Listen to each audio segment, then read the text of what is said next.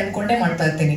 So ಈ narration ಡೈರೆಕ್ಟರ್ದು ಯಾವುದೇ ರೀತಿಯಲ್ಲಾದ್ರೂ ಪ್ರತಿಯೊಂದು ಪಾತ್ರ, ಇವಾಗ ಇನ್ನೊಂದು ಯಾವುದೋ ಪುಟ್ಟ ಪಾತ್ರ ಬಂದ್ರೆ, ಇವಾಗ ಚೇತು ಅಮ್ಮನ್ ಕ್ಯಾರೆಕ್ಟರ್ ಅನ್ಕೊಳ್ಳೋಣ, ಅವ್ರ ಸ್ಟೋರಿಯಲ್ಲಿ ಅವರೇ ಹೀರೋ.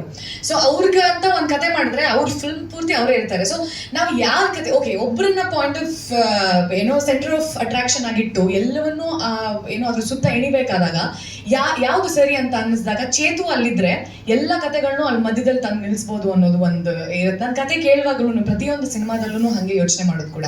ಅದರಲ್ಲಿ ಯಾರು ಲೀಡು, ಎಷ್ಟಿಗೆ ಯಾರಿಗೆ ಸ್ಕ್ರೀನ್ ಸ್ಪೇಸ್ ಜಾಸ್ತಿ ಸಿಗತ್ತೆ, ಇಲ್ಲ ಎಷ್ಟು ನಿಮಿಷ ಬರ್ತೀನಿ ಅನ್ನೋದಕ್ಕಿಂತ ಮೊದಲನೇ 2 minutes ಅಲ್ಲಿ ಒಂದು ಪಾತ್ರ ಸತ್ತೋಯ್ತು, ಬಟ್ ಇಡೀ ಸಿನಿಮಾದಲ್ಲಿ ಆ ಪಾತ್ರದ ಇಂಪ್ಯಾಕ್ಟ್ ಇದೆ ಅಂದ್ರೆ ನಾನು ಖಂಡಿತವಾಗ್ಲೂ ಆ ಸಿನಿಮಾ ತಗೊಳ್ತೀನಿ.